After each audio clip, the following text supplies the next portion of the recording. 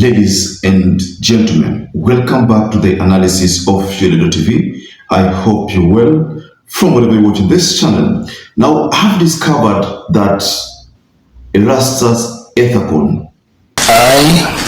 ERASTUS EDUNG Ethicon has been affected or was affected by the narrative that was being peddled by the opposition that because he worked with Nanok when Nanok was the governor of Turkana County as the county attorney, that only dented his reputation, and that people were not going to buy his story if he surfaces with the IEBC results in 2027. So because of that realization, I figured that ERASTUS Ethicon, during the vetting by the National Assembly's Justice and Legal Affairs Committee, he wanted to vindicate himself from that blame. But in the process of doing it, there was a slip of the tongue. That have been shortlisted. I honored the... No, so it is not you who applied. I submitted the documents. I signed. I think that's very important. Yes. Are you saying you did not submit your own application for this position? Right. Kisito, the one who photocopies for me. So I bound everything and I asked them to submit once everything was in order. So they submitted the documents for you? They just submitted the documents. You had applied? How could he have told Kenyans that he did not intend to apply for the IEBC position of chair, that he did not even submit that application? So if you are very keen listening to ERASTUS Ethicon, then you must have noted that part where he made that very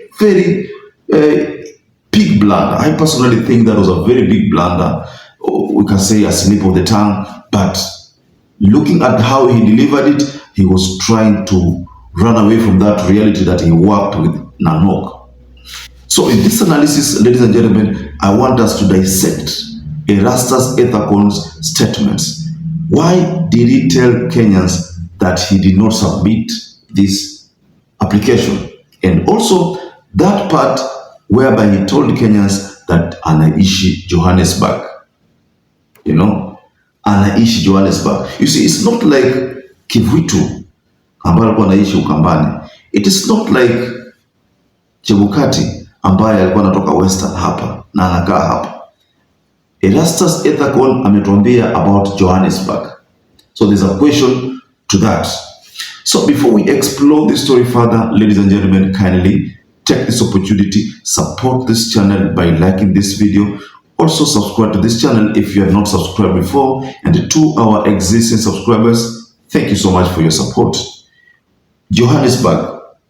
There was a question because you remember in 2007, and I will go to the late Samuel Kivuitu of the Electoral Commission of Kenya, ECK. Now, Kivuitu was compelled to make pronouncements of certain results which he had in his custody. But then looking at Kivuitu vizuri, it's as if Kivuitu did not trust the result he had. He knew something had been done. He was reluctant to relinquish those results. But because of the push, Kivuitu was forced to give some results, Then later on, we were confronted with a video of the late Kibaki being sworn in, whereas the people in the opposition were still pale kwa ECK, wanataka kujua hizi results zimetoka wapi.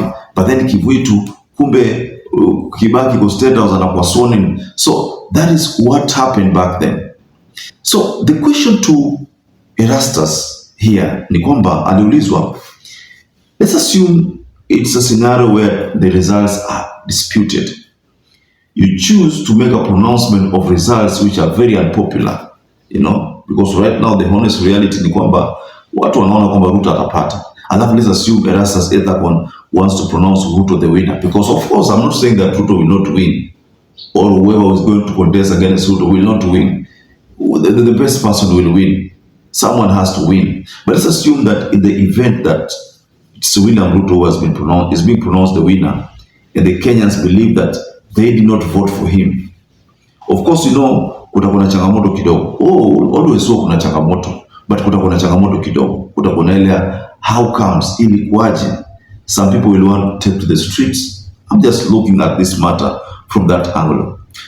Again, the person that the opposition is fronting or will front can also win. So what I'm trying to say is that the results can be disputed either way, either the William Ruto or William to opposition.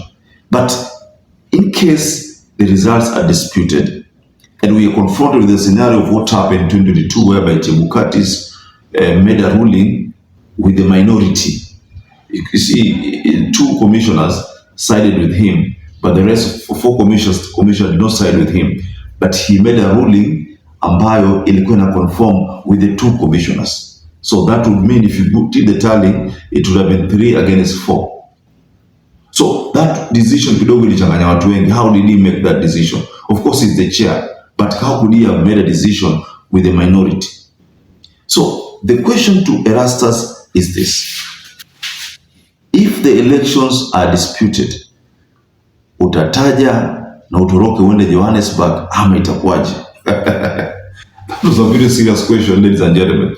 What do you think about that question? Erastus inashukiwa kwamba yeye Johannesburg ndio nyumbani, na yeye ndio William Ruto amepatia hiyo uteuzi awe chair. Are we going to be confronted with the scenario where atataja alafu awe airlifted? Ataje awe airlifted, ama ataje ni William Ruto alafu awe airlifted, ama ataje ni yule mtu kutoka opposition alafu awe airlifted? That was a very serious question, ladies and gentlemen. Personally, I don't think that was something worth joking about. It had carried itself a lot of seriousness, because the truth can also happen. Mtu anaweza kusema kwamba mimi nitataja huyu IEBC atataja nani alishinda, hata kama ni the unpopular one, alafu aamue kwamba anaenda exile. Hasa mtafanya nini? Maybe things have been prepared for him, how he's going to exit. So ataje na exit atoke, na nyinyi mnapigana yeye hayuko.